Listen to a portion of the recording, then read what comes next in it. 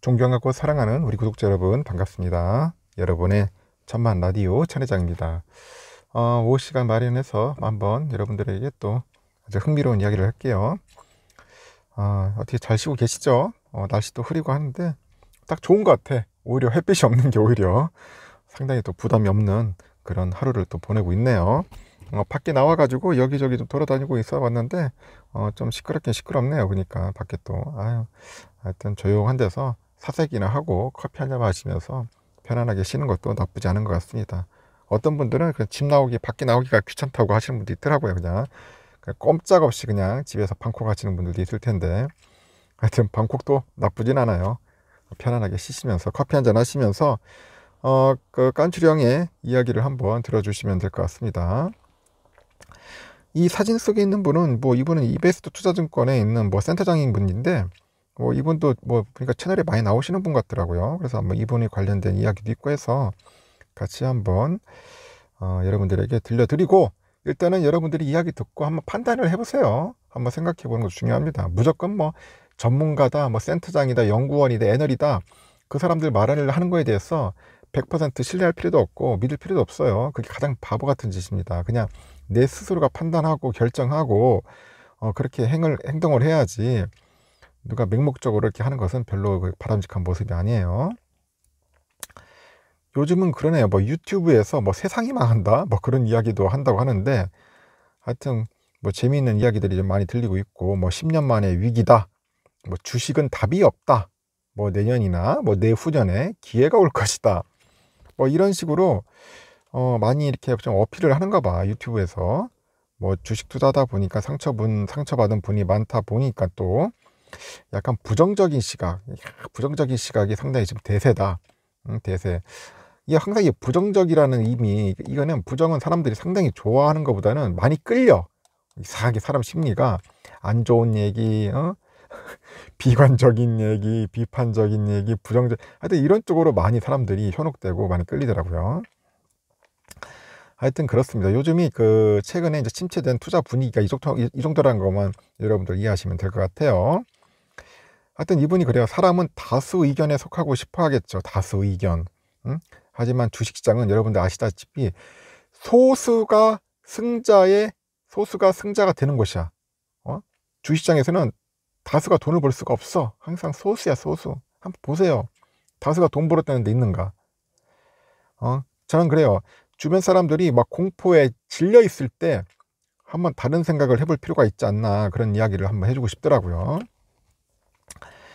하여튼 이분은 보니까 브로커도 했고 주식 구정도 했고 애널리스트도 했고, 하여튼 다양한 분이네. 증권가 베테랑이라는데 윤 센터장이라는 사람인데, 보니까 지금은 이베스트 투자증권이 있네요. 이베스트 투자증권도 요즘 홍보 많이 하더라고. 보니까 거기 또 유명한 아저씨 하나 있잖아요. 보니까 연불린가 그 아저씨 하나 있는데, 요즘 모르겠어 어떻게 하는지. 하여튼 그래요. 좋은 주식은 좋은 기업과 좋은 주가의 만남이다. 아주 좋은 말이죠. 좋은 주식은. 하여튼 이분이 이제 주목하는 회사가 이제 삼성전자야. 또 삼성전자. 그래서 내가 얘기를 하는 거야. 삼성전자가 좋은 기업에서 좋은 주식을 거듭났다고 이제 분석을 했대요. 그래서 주가가 9만 원일 때 삼성전자는 좋은 기업일수 일정 좋은 주식은 아니었다, 그런 얘기를 합니다. 그래서 주가가 더 떨어진 지금은 상황이 다르다, 그런 얘기합니다. 하여튼 그래요. 9만 원일 때 삼성전자가 9만 원일 때는 삼성전자는 좋은 기업일지언정 좋은 주식은 아니었다고 이야기를 했던 사람이에요. 그래서 이제 2021년 상반기처럼 여러 사람이 10만 전자를 이야기한다고 삼성전자에 투자해서는 안 된다, 그렇게 지적을 한번 했었어요. 당시 7만 전자, 8만 전자를 넘나들긴 시기였는데 기업 가치 평가가 이제 호황기이던 2018년 수준이라면서 투자에 조심스러운 입장을 보였고, 그건 과열된 시장과 반대로 신중한 의견을 낸 것이야. 하지만 여기서는 또 비중을 늘려야 할 수 있다. 비중. 삼성의 비중을 늘려라, 그런 겁니다. 최근에 한국 기업의 주가가 하락 또는 정세 추세인데, 이라면 이렇게 얘기를 해요. 이익은 보통 뭐냐면 여러분들, 이익은 P가 뭐야? 가격이죠. 곱하기 Q, 판매량, 여기 빼기 C, 이 C는 B야, 비용, 코스트. 보통 이렇게 계산을 한다고 하죠. 그 판매량을 늘리기 위해서는 설비 투자를 크게 강화할 수 있는 기업이 어디일까? 그리고 한국은 지난 5년간 유효 법인세율이 가장 많이 높아진 나라 중 하나인데 향후 세금 감면 등 수혜를 입어서 이익이 늘어나는 기업을 찾아야 한다고 하죠. 그래서 시장에서 관련 움직임이 꾸물꾸물 나타나고 있어서 그 다수의 동의를 받지 않았을 뿐 답은 이미 나왔다. 그럼 답은 나왔다고? 그럼 한국은 아주 간단한 나라라고 하죠.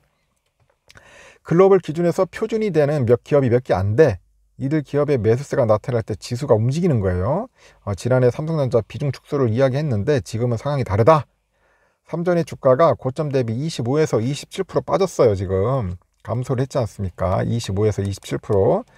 그 사이에 원달러 환율이 1100원에서 1280원까지 이제 올랐어요. 달러 베이스인 그 외국인 투자자 입장에서 주가가 40% 이때 가까이 빠진 거야. 지금 주가는. 그 매도하기에는 조정폭이 너무 커. 그래서 원화가 조금만 강세를 보여도 상당히 매력적인 투자처럼 느껴질 거라고 합니다. 그 삼성전자의 그 주가 순자산 비율 PBR이잖아요. 보통 PBR이 역사적인 평균값에 도달했는데 주가가 더 내려갈 수 있겠지만 최소한 이 가격 이상으로는 다시 올라갈 것 같다. 그렇게 보고 있고, 그럼 주목하는 지표가 있냐? 원달러 환율이다. 여러 악재가 집약돼서 상황이 최악으로 치달으면 원달러 환율이 한 1300원 근처까지 이제 가는 겁니다. 그래서 훗날 상황이 지나고 나서 보니까 항상 그때가 기회였어요. 보면 환율이 1300원 근방에 갔다가 1100원 정도로 떨어지는 그 국면에서 한국 증시는 상당히 강했다고 합니다. 보통 그 외국인들이 그 매도세가 나타나고 있지만은 원화가 조금 강해지면은 진정될 거야. 그래서 이때가 성장성 있는 한국 증시가 부각되는 때고 이제 머지 않았다고 보는 거예요. 그래서 올해 그 양적 긴축과 금리 인상이 동시에 이제 추진이 되는데 그 위기의 시기로 이제 보는 시선도 많지 않습니까? 그래서 시장 전망이 좋지는 않지만은 다만 유동성이 빠지면서 이제 실체가 드러나기 시작하겠죠.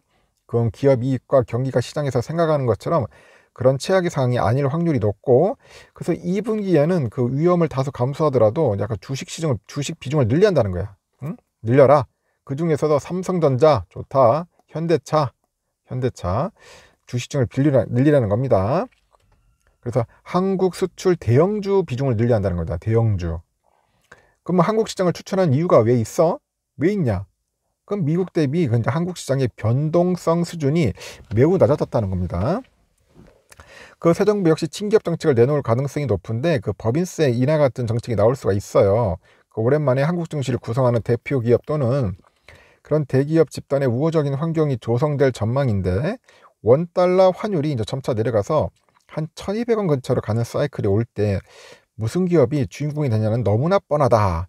그래서 약세를 보이던 원화가 강해질 때 하여튼 글로벌 경기가 최악의 상황에서 벗어날 때 한국 증시는 상대적으로 이제 강했다고 하죠.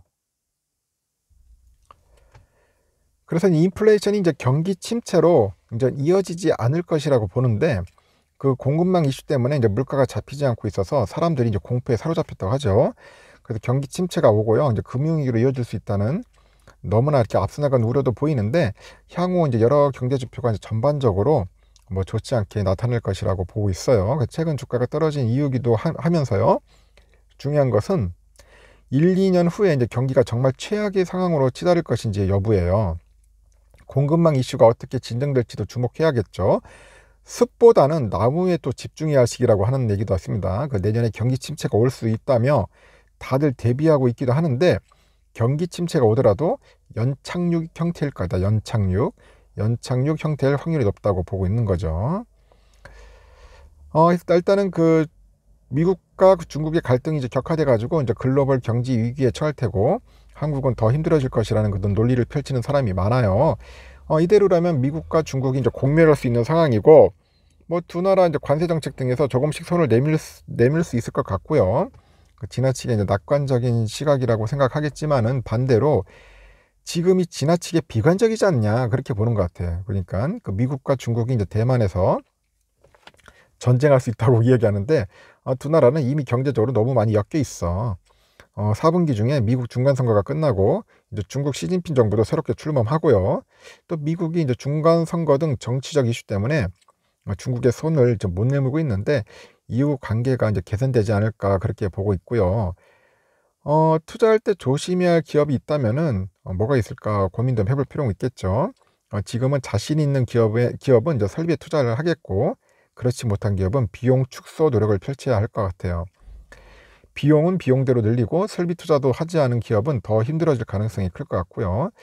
최근에 뭐 횡령 문제가 있었지만은 그 아모레퍼시픽 중국 법인 규모를 축소하면서 비용을 줄이려고 노력하고 있고, 뭐 IT 기업의 경우 인력 스카우트 전쟁을 벌이느라서 인건비를 늘리고 있어요.